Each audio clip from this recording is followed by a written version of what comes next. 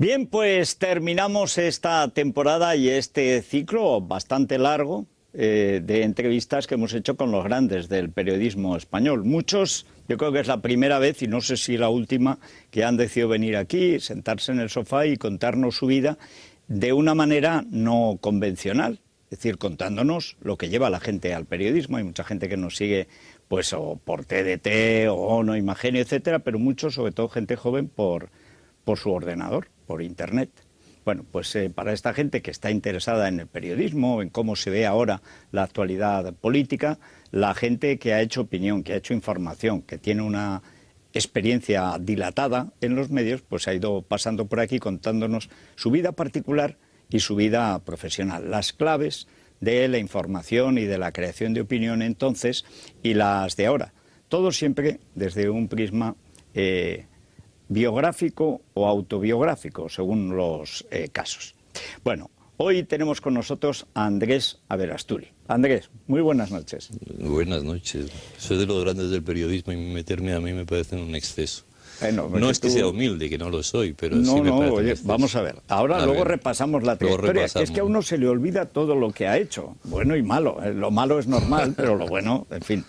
Bueno, tú eres madrileño. Sí. Esto ya es raro, ¿no? Porque ahora empiezan a nacer en Madrid, pero antes todos nacían en algún pueblo. No, nacían fuera. Yo soy madrileño, además con una historia familiar que sí que siempre he estado tentado de escribirla, porque mis padres se conocieron en Filipinas. En Filipinas. Ya notaba yo algo... Sí, algo pino yo, algo algo, un toque Priestley en mi vida. Sí. Bueno, eran amigos de la madre mejor de Priestley. Junior. Mejor Junior. Sí. Se conocieron en Manila, se casaron en Manila en la invasión japonesa. Tuvieron que salir de allí zumbaos, repatriados con mi hermano mayor que nació en Manila.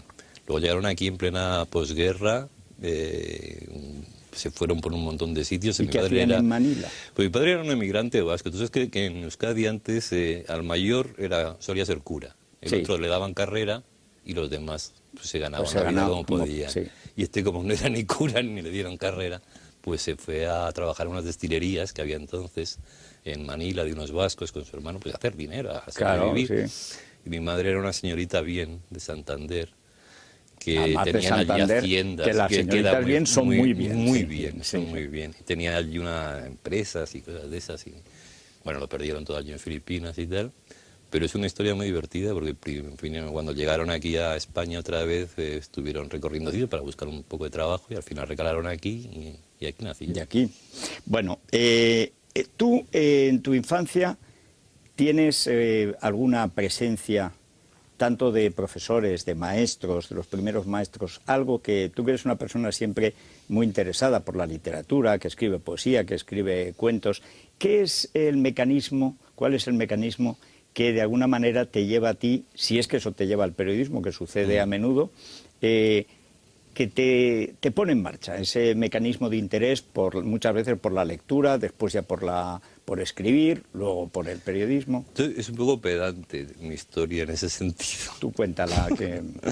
No, yo realmente sí tuve profesores que influyeron mucho, ¿no? Recuerdo algún cura con los jesuitas, fue el cambio ese donde todo era pecado y de repente nos pusieron al año siguiente todo cambió dentro de los jesuitas y nos ponían películas de Ingmar Bergman y cosas que estaban prohibidas aquí. Era mucho más cruel que las de Pepys Verde. Muchísimo más cruel y pesadísimas, por cierto, pero nosotros teníamos un morbo especial por ver aquello. Y sí hubo profesores que me impulsaron mucho. Luego descubrí mucho la literatura, fíjate, cuando empecé a estudiar griego, en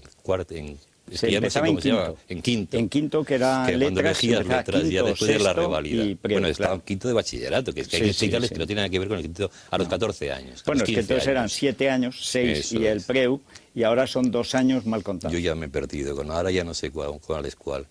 Y entonces aquel mundo me fascinó porque me parecía que era lo del equilibrio. Teníamos un gran profesor de griego, un curilla que se llamaba, ¿no? Que todavía no tenía los votos y tal.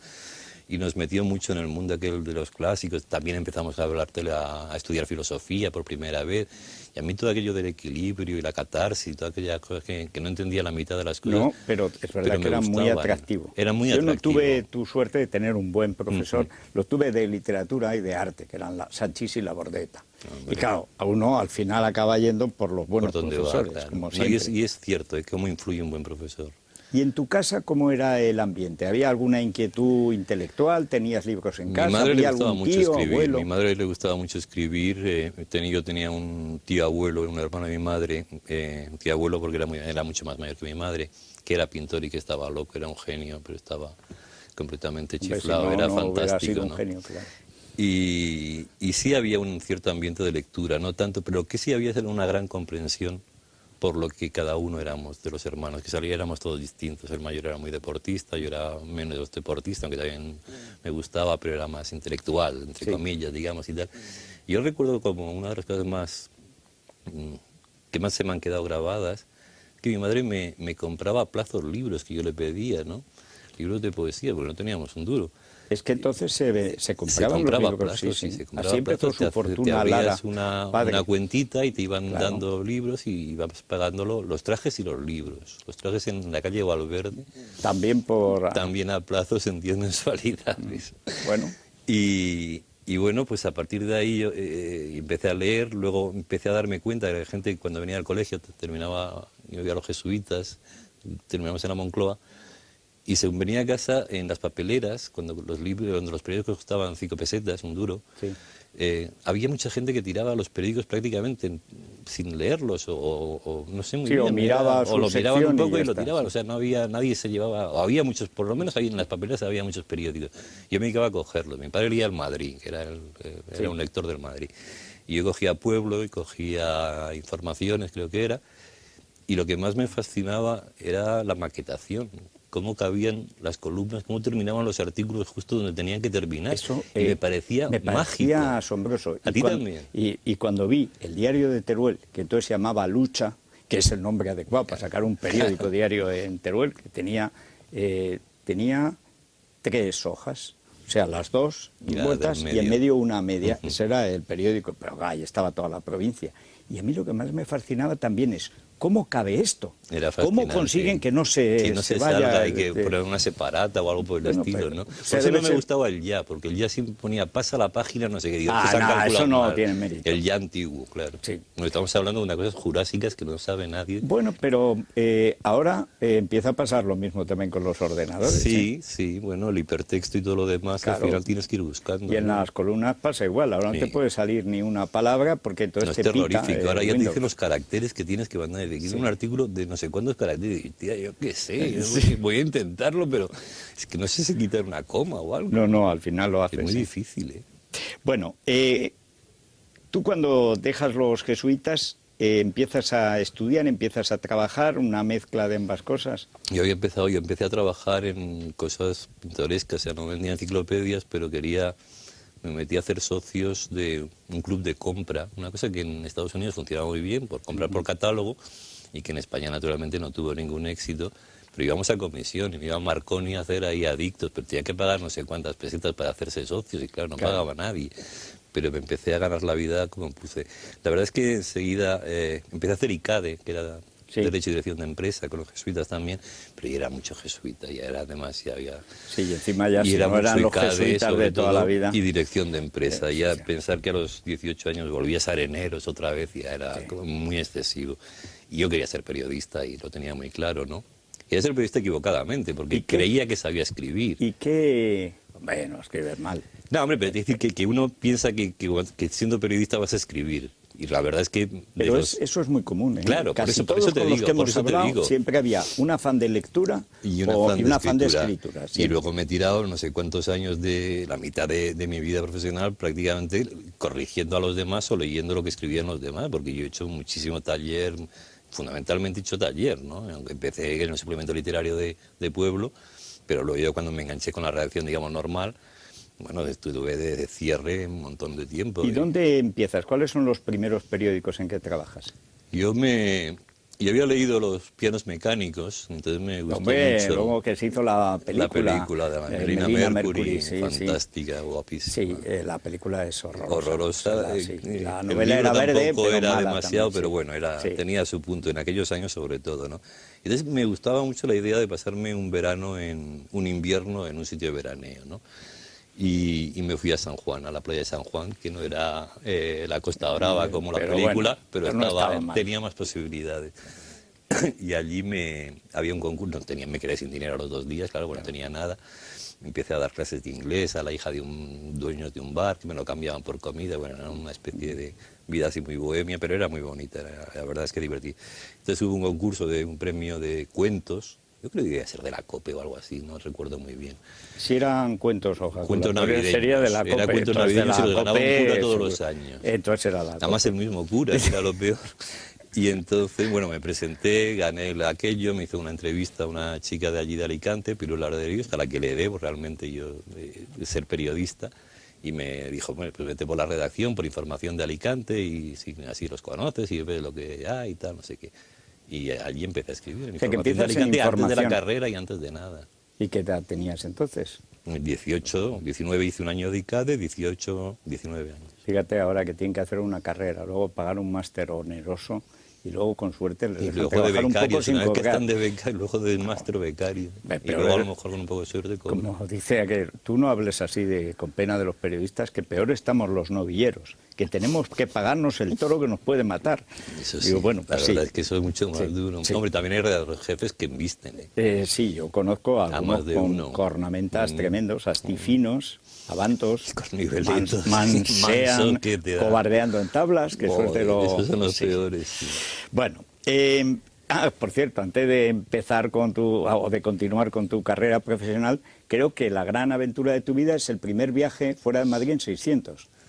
Eso era con mi tío Antonio, que era el que tenía la posibilidad de albergarme en Alicante, en la playa de San Juan, porque él tenía unos apartamentos y al principio me dejó uno, pero luego yo me fui porque quería vivir mi vida solo, pero la idea era ir allí.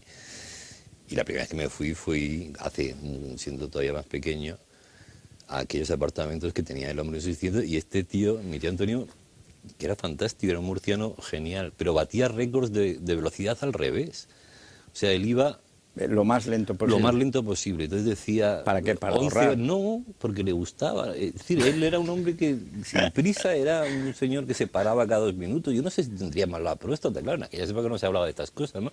Pero se paraba cada 2 minutos, miraba una correa de ventilador que entonces se rompían mucho, y decía, mira, uno que tenía prisa y tal. Entonces el hombre iba, joder, pero claro, es que te montabas por la mañana en el 600 y llegabas por la noche a Alicante. Pero yo creía que era lo normal. Luego ya cuando vi que la gente corría más que mi tío Antonio me sobrecogió mucho, ¿no? Pero batía récords. Hoy ¿y eso lo has relatado? ¿Has hecho tu biografía o lo tienes pendiente? No, lo tengo pendiente. Yo tengo pendiente un libro que se llamaría Queridos compañeros y escribí 15 folios. Tengo pendiente la de mi familia, donde iría lo de tío Antonio, y la de mi vida profesional, que se llama Queridos compañeros, de la que escribí 15 folios y comprendí que no debía de seguir escribiendo más. Porque no sería justa ni la primera palabra ni la segunda. No sería justo, y además, ¿para qué vas a escribir cosas que no conducen a nada? Bueno, porque ¿y la úlcera que te ahorras? Parece te digo. Y la úlcera que se ahorran ellos también. Eso ¿no? También es verdad. Bueno, después de información de Alicante llega la época de pueblo. Sí, lo que pasa es que hay un intermedio ahí terrorífico y brutal para un chaval de 18 años, porque a mí me coge un director en Alicante y me dice, mira, tienes que hacer la carrera, pero entonces la carrera era una cosa que había que hacerla, era título, en la escuela de periodismo, carné. Nunca podrás ser redactor jefe ni nada si no tienes el título y tal. Entonces yo creo que tienes que hacer la carrera y tal, lo haces muy bien y tienes mucha vocación, bueno, es típico. Entonces ya me vine a Madrid con la familia, otra vez terminé mi año sabático aquel, donde el éxito fue una entrevista con Rafael en exclusiva. Oye. Y un concurso de albañilería que se hacía en los sindicatos, se hacían concursos de albañilería, de cuadrillas, así. Mira, y eso lo cubrí muy bien. Hoy no podrías hacerlo, necesitarías saber rumano. Por ejemplo. Pero con Rafael, imagínate una exclusiva en la boda. Con Rafael del estuvo muy bien. Con Rafael fue un éxito, además cerraba el periódico, que era lo máximo que se podía aspirar, ¿no?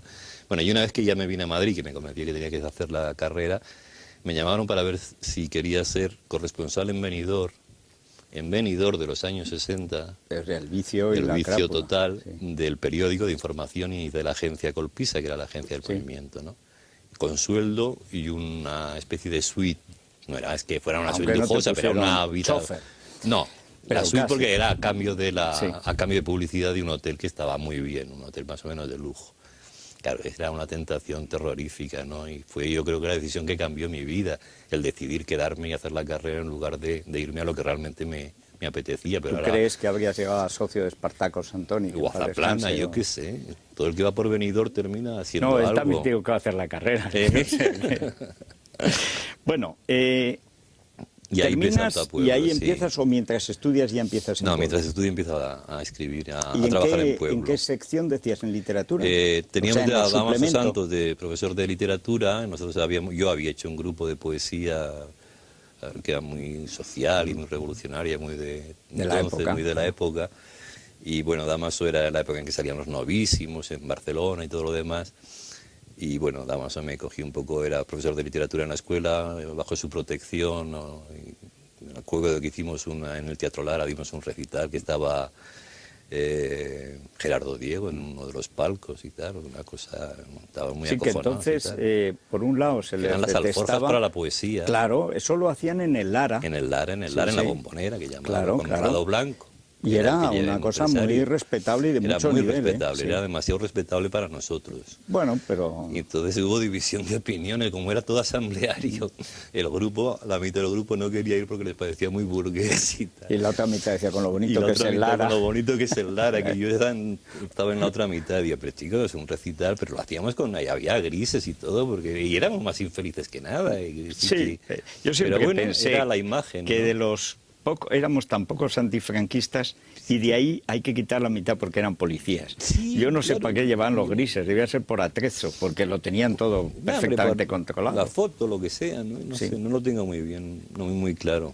Y allí empecé a trabajar en el suplemento, sí, en el suplemento literario con Que Damas. yo ya lo conocí con Santosa Me Estoy, es Claro, decir, con el hijo. pero que siguió haciéndolo hasta que cerró el periódico y era sí, muy bueno, hay muy que bueno. decirlo. Era un suplemento que estaba muy bien hecho y realmente estaba en la vanguardia y cosas que de las que no se hablaba en aquel suplemento. Y tienes la tentación de la radio y de la televisión, pronto o tarde te llega de Yo casualidad. nunca tengo la tentación Nunca. de la radio. Es que lo que menos me podía imaginar es que yo iba a hacer radio. Y televisión, vamos, ni por sueños, ¿no? Con esta cara era impensable en aquellas épocas, eran los telebombones y todo esto. Bueno, claro, era Pedro Sí, Macía, Pedro era Macía era Telebombón, Dios. Lalo Azcona, Lalo Azcona. Iñaki Gabilondo, en fin. Pero Oye, era siempre gente están muy, los mismos. muy ¿eh? puesta. Sí. Siempre seguir los mismos. Sí, sí. Oye, ¿y empiezas en Radio Nacional? No, yo estoy en el periódico, y entonces yo le hago un favor a un compañero que le habían mandado el archivo y me lo traigo a la sección que yo estaba con las ediciones de provincias y tal. Y el compañero era un subjefe informativo de Radio Nacional. Entonces hay una vacante en España a las 8 y me dice, vente allí. Digo, pero yo voy a escribir, no voy a hablar. No, ¿qué vas a hablar? Tú escribes solo y tal. Y yo me iba allí a España a las 8, a las 5 de la mañana o por ahí, y hacíamos España a las 8, de aquella época, con la rueda de corresponsales y todo aquello, que fue lo más exitoso que hice en mi debut, la rueda de corresponsales, que me daba como un empaque, es decir, buenas noches, París, Nueva York y tal. Hombre, es que impone Hombre, claro. que heredabas al maestro, ¿cómo se llamaba? Que nunca me acuerdo, ahora no me voy a acordar, que el Alzheimer ya me ataca. Bueno, Al de no toda te la preocupes. vida, de radio, el gran inventor de la radio. Y ahí empecé en la radio y luego ya, pues esto es como lo de la radio y todo esto es como lo de la revista, ¿no? Sí, que Que empiezas... te vas sí. haciendo y de repente uno se cae y le tienes que sustituir, pues tú estás Y acabas de no vedette. sé qué, y acabas de vedette porque te sabes el papel, ¿no? Sí. Pero vamos, hubo un momento en que había una unidad móvil porque pasaba algo y entonces estaba yo por allí solo y me dijeron, pues que vaya a ver Asturias. Entonces un jefe de informativos dijo, no, a ver Asturias ni a hablar, que no se me entiende nada, como ir con esa voz a hacer un directo para Dice, nada. bueno, para una vez... que No siempre me es- dejó ir, no me dejó no. ir. Va que luego ya a él le cambiaron y ya Y empezó entonces, el sí. micrófono y luego resultó que la voz funcionaba. Cosa ¿Cuántos años incomprensible. estás en la radio? Pues estoy muchos, porque después no tengo ni idea. Yo es que de los años soy desastroso. Bueno, Yo bastantes. cuando acabé los cursos de Preu, ahí he perdido toda la identificación de fechas y todo lo demás. ¿Y ¿no? la tele? Pues la tele, cuando nombran a Pilar Mino, directora general, de vez en cuando bajaba porque le gustaba, le divertía mucho cómo hacía yo el programa, hacía un programa muy absurdo y muy pintoresco por la tarde y tal, ¿no? Y, ¿Cómo se y titulaba ese programa? Era... ¿Cómo se titulaba ese programa? Bueno, yo el caso es que tengo un guión. Pues déjalo, tampoco te preocupes mucho. Pero no era 48 horas. Ah, no, la tarde. eso era televisión. Hiciste la tarde en La otra tarde, temporada. sí, pero eso fue después. Pero después. Bueno, yo el primero que tengo, el ¿En dónde? ¿De certificado tele? En televisión es fue 48 horas, sí, porque se 48 empeñó en que hiciera horas. 48 horas. Y a mí me parecía, digo, mira, Pilar, si es que es ridículo que salga yo en televisión. Primero, no sé, nunca lo he hecho, soy muy feo, soy muy bajito y no sé hacer informativos y a mí me aburren mucho. Yo quiero hacer programas, yo no quiero hacer informativos. Bueno, pues se empeñó y Pilar, como era capitán general, tenías que rendirte, tenías que rendirte sí. y aceptarlo y punto, ¿no? Así que empecé a hacer 48 horas en el informativo, que estudiaba Pedro Erquicia. Y fue un acabas en debut. el telediario. Y claro, porque 48 horas eran los telediarios de fin de semana más media hora de una revista, digamos, de actualidad. Sí. El sábado era cultura y el domingo era política o algo por el estilo, no me acuerdo muy bien cómo era. Pero tuve un debut desastroso porque me apoyé en la mesa del telediario para dar... entonces no había autocube ni cosas de estas, y entonces el papel que se usaba era un papel avión, que se llamaba, muy finito, y se me cayeron los papeles justo antes de que me pincharan la cámara, ¿no? Entonces me bajé a recogerlos, pinchó la cámara y No había estaba, nadie. y no había nadie. Entonces ¿Y oí al pronto? realizador que decía, ¿dónde está? Y dice, se ha mareado, le dijo el cámara. Entonces emergí como una Venus desde abajo hacia arriba, ¿no? Primero Con el los pelo, papeles. y luego dije, pues hombre, no estaba bien empezar un programa perdiendo los papeles. Y ahí lo dejé, dimití psicológicamente, que fue mi primera dimisión seria por la huelga del 14D, ¿no? Hombre, menuda huelga fue aquella. Sí, y entonces había ahí una política, eso que se dice, vamos a unificar criterios en los informativos, y a mí yo no estaba de acuerdo con la unificación de los criterios, porque no era unificar criterios, era dar doctrina, y yo dije que yo no aceptaba aquello, pero como estaba también el tema de Pilar, con el ataque de Alfonso Guerra y de Parkinson y todo lo demás, evidentemente no me iba a ir de aquella historia. O sea, que das un pleno. paso atrás, digamos. Claro, yo le escribo una cosa, digo que no me pongan a mí como director de 48 horas porque yo no estoy dirigiendo eso, no estoy haciendo lo que realmente quiero, y entonces le digo que dimito psicológicamente. A Julio de Benito creo que estaba. Y ya no aparecí como director. A partir de ahí es donde empiezas a pensar, porque tú estás un año en Euskal Telebista con Cuarto Creciente. Lo hice a la tarde, de ahí hice la tarde. Claro, de ahí pasas a la tarde. Ahí paso a la tarde, y que es cuando ya se va a Pilar y viene Solana. Y a final de los años 80, 89, estás en Euskal Telebista, estás en Canal Sur y llegas a Telecinco. En Telecinco es el 91, que Telecinco entonces eran las Mamachicho y bueno, y las íbamos a ver a las Mamachicho con el catedrático de Internacional, con Antonio Remiro, que hacía el comentario de Internacional, y le encantaban las Mamachicho. Entonces cuando íbamos a hacer es que Telecinco siempre ha tenido mucho pero vicio. las Mamachicho luego de cerca perdían mucho. Bueno, pasa mucho en el Brasil. Por eso, no, hombre, yo lo digo para los que tengan el recuerdo de las Mamachicho. Déjalos que no conserven. Además, ninguna era brasileña, por cierto. Encima. Eran dos indias y colombiana o algo por el estilo, pero ninguna era brasileña. Pero bueno, da igual. Ya empezamos por ahí. Yo creo que eso era ya desmitificar a las Mamachicho. No, pero fue muy divertida, la época de Telecinco fue muy divertida, porque hicimos aquella primera época graciosos. Siempre me asombraban dos cosas de Telecinco, que siempre salían mujeres medio desnudas y que estaban siempre estaban todos perfectamente iluminados. Y en Antena 3, que es donde empecé yo, las mujeres podían ser más guapas de verdad, pero eran tan formales y tal, que no llamaban demasiado la atención, y en cambio siempre estábamos mal iluminados. Nunca entendí por qué en una televisión siempre se iluminaba bien y en otra nunca. Porque el director de Telecinco era un realizador. Lázaro. Claro, y le preocupaba mucho más la iluminación que los informativos. ¿Y cómo te llevaste tú con...? Yo estuve en Antena 3 comiendo con Martín Ferrán. En una tertulia que se hacía... comiendo en el comedor que tenía una separata arriba donde comíais los VIPs. Eso, allí comían los invitados de Manolo. Yo era importante supuestamente, pero comía abajo. Pues ahí me ofreció hacer la tarde en Antena 3 y dije que en la tarde no, volver a hacer lo mismo no. Y por eso no estuve en la Antena 3. Pues mira, si no te iluminaron mal. Luego estás en Antena 3 más tarde en Los Límites de la Realidad. Eso fue un programa fantástico. ¿Ahí qué hacías? El ridículo. Bueno, en la tele eso es bastante normal. No, era un programa donde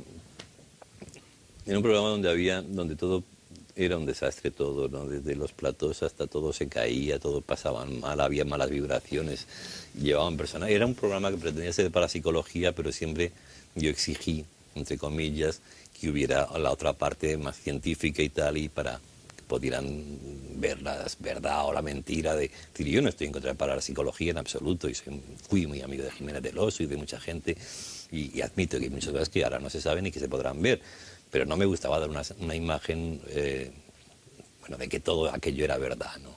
Del clásico programa para psicología. Y sí, entonces, que ahora lo hacen sin escrúpulos. Sin ningún escrúpulo.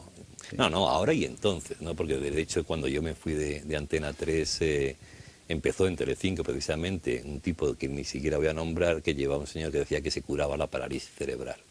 Bueno, eso sabes... luego hablaremos en la parte biográfica tuya de este asunto. Pero y eso en Antena 3 me dijeron, hay que echarle más morbo al asunto y tal, porque están metiendo mucha caña en Telecinco, y yo ya, hombre, yo más morbo ya no. Yo te recuerdo en los informativos de Telecinco con Carmen Tomás. Yo creo que empecé, en parte reconozco que el gancho era también de Carmen, pero ya me acostumbré. Que veías más a Carmen Tomás que a mí. No, pero al final... Pues, te ibas acostumbrando a mí. Claro. Y digo, anda, pues es un tipo muy agradable. Fue una época muy divertida. Además era un telediario muy bueno, porque se veía que había muy buena relación, eso se transmite mucho en la tele. Había un muy buen rollo entre nosotros, los 4 o 5 que estábamos, era Juan Charmas Marcelo, Carmen, Antonio Remira, que es un catedrático internacional, que lo estuvo en El Sol, en El Periódico, y JJ. Sí. JJ llegó después, porque hubo varios intentos. Siempre entraba y salía, ¿no? Sí. Y la verdad es que nos lo pasábamos muy bien, ¿no? Un gran espanto de Mariñas muchas veces, porque no estábamos riendo, es que nos reíamos mucho de los comentarios. Pero eso era la gracia de... A mí era lo que me gustaba yo le trataba de convencer a Luis que lo divertido es esto, es que hay que desmitificar los informativos, que no se puede ser tan serio, ¿no? Pues, luego ya han llegado a extremos insospechados la desmitificación de los informativos. Bueno, imagínate ya con Dragó. ¿no? Dragó dice, mira, por eso. De economía, no me interesa lo más mínimo. Pasa pues otra cosa. De la Comunidad en Madrid. En Madrid, que es de lo que vivimos, del turismo. Bueno, haces también cosas en Telemadrid, haces radio en Onda Cero. Has escrito media docena de libros. El último es el libro de las despedidas. Como su nombre indica. Hay que decir que es que Andrés escribe bien. No crean que todos los periodistas escriben bien. No, eso no es verdad, pero él sí se nota que además la formación es de leer poesía. Que eso, al leer poesía de alguien, tú sabes si ese sabe de lo que el género que está tratando. Yo reconozco que novela cada vez me cuesta más leer. Tú solo has publicado, creo, un libro de relatos. Sí, además es un libro de relatos de esos de mentira que dije que nunca iba a publicar y al final lo publiqué porque es una recopilación de textos que había hecho para la radio. Carancancunfa.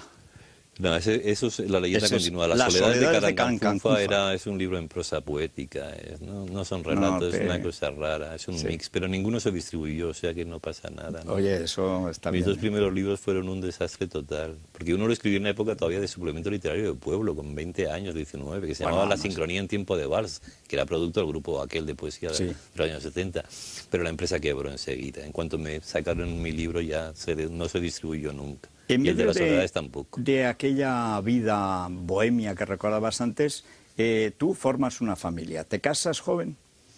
No. Hombre, ahora creo que sí que demasiado, pero en aquella época me parecía que era mayor. Es que se casaba la gente jovencísima en esos años. Sí, se casaba entonces muy joven. Yo me casé a los 27, creo, por ahí. 27, 28 años. Tú tienes un primer hijo, Andrés, y luego tienes un segundo hijo, que es el que nace con parálisis cerebral. Y le has dedicado tu vida, o buena parte de tu vida, a través de la Fundación Nido, que es la primera vez que yo te entrevisté a ti, fue precisamente por las actividades de esa institución, que eran impresionantes.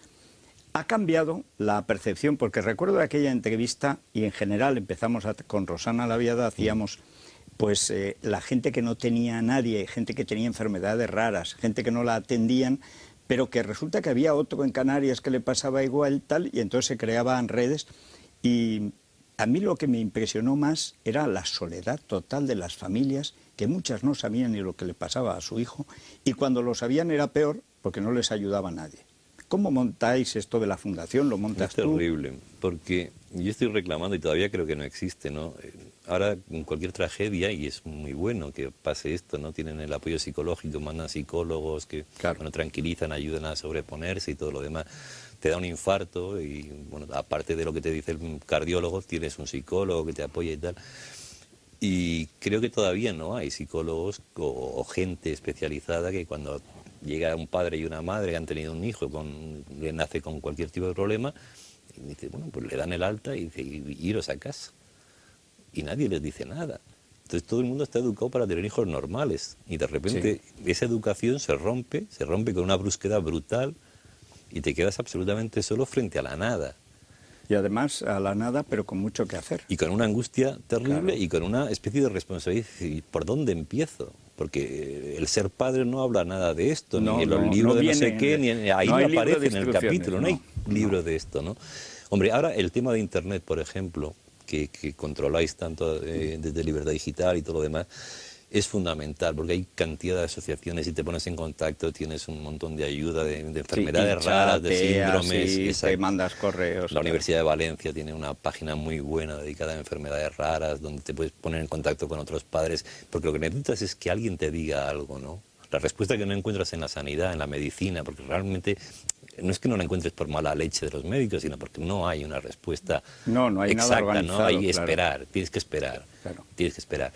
Pero realmente, bueno, pues había una asociación que funcionaba de unos cuantos padres que habían tenido este problema también y se habían reunido. Y yo me enteré a través de un fisio, porque íbamos de sitio en sitio para hacerle estimulación precoz al chiquillo y tal.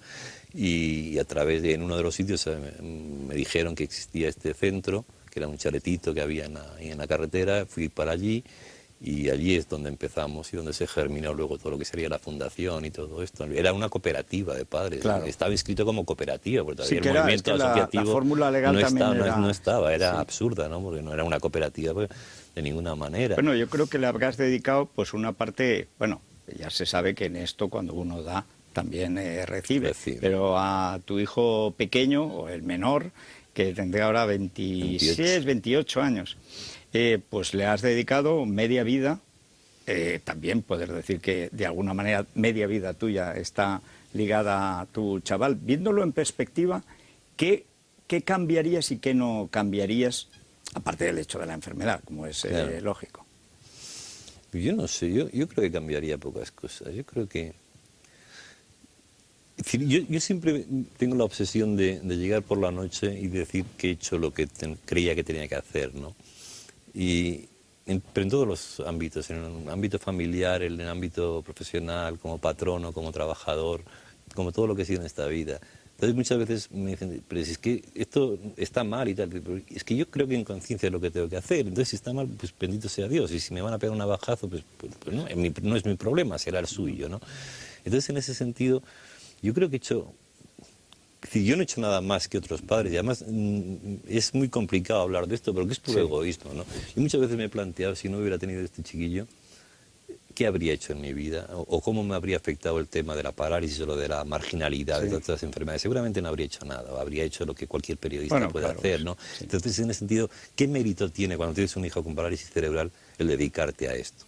Realmente no lo tiene. Hombre, tiene el mérito de que ayudas a mucha gente luego, cuando ves, reconocerse. Exacto. Lo que yo que sí creo que hemos tenido el mérito, y no hablo de mí, sino de un poco la filosofía que tratamos de infundir a través de la asociación hace muchos años de esto, no ahora, ¿no? Que ahora parece que es mucho más normalizado, era de sacar a nuestros chicos a la calle, ¿no? De enseñarlos. Si no meterlos, como hacía antes en los pueblos, meterlos en un cuarto eso era oscuro. terrorífico y yo no era tanto, pero realmente no era igual. Y de hecho todavía hay muchas familias que no les gusta, ¿no? Nosotros sacamos a los críos a la calle y en ese sentido la culminación de todo aquello, y fíjate que de toda mi vida ahora que ya me quedan horas para cumplir 60 años, hice un desfile de meninas organizado la fundación en la Casa de América no sé cómo me ligué a 10 diseñadores, a los 10 más importantes que hay en España, y todos colaboraron. Hicieron un vestido inspirado en la menina de Velázquez, ¿no? Hicimos un desfile con unas señoras altísimas y guapísimas, y todo era para sacar porque cuando leí lo de las meninas, lo catalogaron como la infanta no sé qué, y la enana. La infanta María Teresa, no sé cuándo, no me acuerdo cómo se llama ahora. Y la enana. Y bueno, la enana era el nombre que le habían dado, luego ese María Bárbola y tal, ¿no? Pero la enana era lo que estaba allí, lo que estaba a los pies de esto. cierto, yo quería Que hacer tenía una más especie cara de inteligente que la infanta, dicho Por sea de cierto, paso. quería hacer una metáfora de levantar a la enana al sitio donde estaba la menina, ¿no? Donde estaba la infanta. Y en el último pase salían las chicas aquellas vestidas con aquellos trajes con chavales nuestros. Y Bueno, tuvo un eco. Bueno, ahí lloraban todos, yo me emocioné. Creo que es la única vez que he llorado realmente en público, ¿no? Pero me emocioné por ver pues, a Montesinos, a Duyos, a tanta gente que colaboró.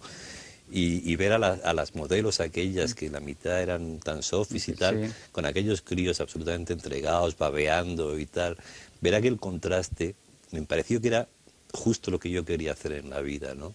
El levantar a la pasarela, no a mis hijos, ¿no? Sino a los menos capacitados, a los más marginales, a los que la sociedad siempre, pues de alguna forma, hombre, no ignora, pero disimula, ¿no? Y eso me pareció que era importante.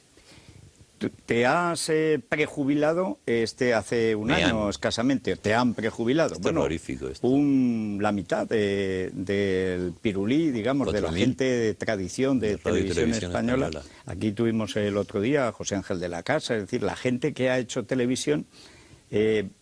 Ahora entran esos jóvenes bustos parlantes, rostros parlantes, porque leen mal, se nota que leen mal. Dicen prever, eso me molesta mucho, el prever. Sí. Es que me saca de quicio, pero vamos, eso también lo decían los de antes, supongo. ¿Qué ha cambiado del periodismo que has hecho tú a lo largo de toda tu vida? Pues que estamos hablando de 40 años de profesión, sobre todo en la creación de opinión pública, porque tú has pasado de la época de la dictadura tardía y ya ilustrada, etcétera, como eran los periódicos entonces, por humildes que fueran, tenían un nivel, a la democracia, el destape, el despelote, el follón, etcétera, distintos gobiernos de derechas, de izquierdas, pero en conjunto, ¿qué es lo que ha cambiado en el periodismo, si es que, en tu opinión, ha cambiado algo? Que ha cambiado fundamentalmente, o ha cambiado el periodismo o he cambiado yo, o yo me he hecho más mayor, ¿no? O ambas cosas, pero yo creo que nosotros teníamos una cierta camaradería, una cierta amistad entre los periodistas, no era un problema de corporativismo, a veces sí, como en todos lados, pero realmente éramos gente, bueno, que nos movían muchas cosas, y sobre todo los que vivimos ese cambio, ¿no? Toda la transición que nos ilusionó, fue un cambio... Es que era muy bonito. Era muy bonito, ¿no? Cuando se paraban los relojes, es decir, son cosas que no se volverán a repetir en la historia, por lo menos en muchas generaciones, ojalá, ¿no? Y vivimos una época que desde la derecha, de la izquierda, los de centro, todos estábamos, bueno, con una cierta ilusión en ver cómo cambiaba aquello. Y yo creo que por guerras empresariales ajenas al periodismo, cuando empezó ya el sindicato del crimen, el diario de pequeño formato, el no sé qué y todas aquellas historias, bueno, allí se vino abajo amistades personales de años, se vinieron abajo porque uno trabajaba en la SER y otro en la COPE. Y es una cosa que a mí me sorprendió, y entonces me sorprendió y empezó a desengañarme. Y entonces yo lo que no admito es que yo te ponga a ti por la mañana y vea un país, y ponga la SER por la mañana y vea otro país. El mío es el bueno. ¿Eh? No, tampoco estoy del todo de acuerdo con tus cosas. No, yo a veces tampoco, ¿eh? O sea que... También, ¿tampoco estás de acuerdo contigo mismo? No, porque como todo en las valoraciones, pues depende del día. No, hombre, hablar contigo concretamente es un problema de esto, ¿no? Pero quiero decir que se hace un periodismo... Es que si fuera político, pues sería más admisible, pero es que es empresarial, o empezó siendo empresarial y luego ya degeneró. Sí, ahora es más... Y es una amalgama de cosas donde realmente... Cuando tú haces una tertulia de periodistas, cuando haces una tertulia de políticos, dices, vas a equilibrarlo, ¿vale? Sí. Hay que equilibrar uno de UCD, uno del PSOE y uno del PP. Pero ¿cómo vas a equilibrar una tertulia de periodistas? Pues ¿pero cómo puedes saber todo lo que va a decir uno y otro? Los puedes saber a la perfección. Pero es que es muy triste que ocurra en la judicatura, que ocurra en el periodismo, que ocurra en cosas que teóricamente deberían ser independientes. Es así. Y de tener tu propio criterio. Yo recuerdo una vez en Telemadrid, en una tertulia donde nos pusieron... Llegó una llamada de un señor donde calificó a cada uno de dónde era, si era del PSOE o del PP, no sé qué. Dice, ya verás, Turi, según cómo se levante. O sea, es que ni siquiera te admite la posibilidad de que realmente no es que sea como según te levantes, sino que seas objetivo. Y que ante un asunto, pues oye, pues es el asunto esto del está día, bien, claro. pues esto está mal. Sea PP o sea el PSOE, yo tendré mi opinión, equivocada o no, pero yo doy mi opinión. Sí, eso ya cada vez es más difícil. Eso te conviertes además en sospechoso de los dos. O sea que en el fondo lo de la prejubilación o jubilación forzosa no te ha dolido demasiado. No me ha dolido nada, no me ha dolido nada. Me ha dolido por gente, ¿no?, que se ha jubilado y gente que tiene todavía muchas cosas que hacer, pero yo estoy encantado de haberme separado de este mundo. Yo cada vez me gustaba menos el periodismo. Me Bueno, gusta pues, escribir. ¿y qué es lo próximo? Lo próximo, pues nada, pintar cuadros, que soy un aceptable pintor, aunque nadie se lo crea. Hombre, No, en este podríamos- país si eres periodista ya has salido en la tele y ya no puede ser nada más que eso. O sea, Solo por ser todo es famoso. como hobby, es famoso Sí, que pinta. o pendón. O pendón, Sí, pero sí. tampoco tengo edad de ser pendón. Yo tengo un Bueno, espermatozoide solo y lo cuido, lo bendigo todas las Fíjate, mañanas. Jaime de Mora y Aragón, que en paz descansó, fue pendón hasta los 70 y tantos. O sea, Bueno, que iba de puedes, pendón, la tienes- imagen sí, pero si cuando uno no ha sido pendón nunca es No, complicado. ya no Subirse vale. ese tío vivo a los 60 años es muy complicado. Nada, pero es divertido, la verdad es que veo pasar la vida y, bueno, no descarto nada, pero tampoco espero muchas cosas ya.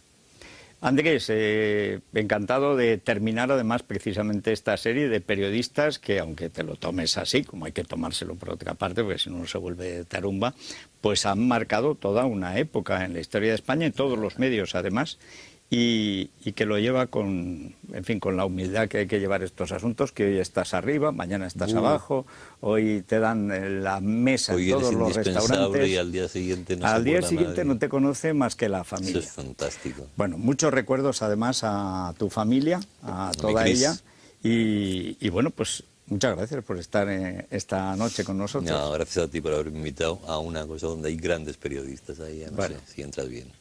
Gracias, Andrés Averasturi.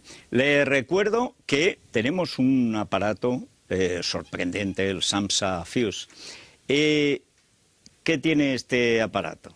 Bueno, pues este aparato tiene una memoria, aquí donde lo ven, tan minúsculo. En mi manita, que ya de por sí es pequeña, el aparato es nada, una nadería, es media tarjeta de visita. Bueno, esto tiene una reproducción, la mejor que hay, de MP3 y MP4. Tiene 8 gigas de información. Caben 20... No les voy a decir cuántas caben. Me lo van a decir ustedes. Pregunta, la que hacemos todas las semanas, pero esta vez no son libros. Esto a final de mes en el telediario de Dieter Brandau les dirán quién gana. ¿Cuántas horas de vídeo entran en el Samsa Fuse, el de 8 gigas, que es este? ¿10, 12 o 24? Envían LHF, la hora de Federico, A, B o C al 5933. 5933. Y el último día de julio, pues Dieter les dirá quién ha ganado esta joya, que es una joya, ¿eh? Suena de maravilla. Y nos tenemos que despedir de esta temporada, porque todo lo bueno se acaba y lo malo también. La temporada que viene volveremos y seguiremos haciendo pues lo mejor que podamos aquí en Libertad Digital. Buenas noches y hasta septiembre. Buenas noches.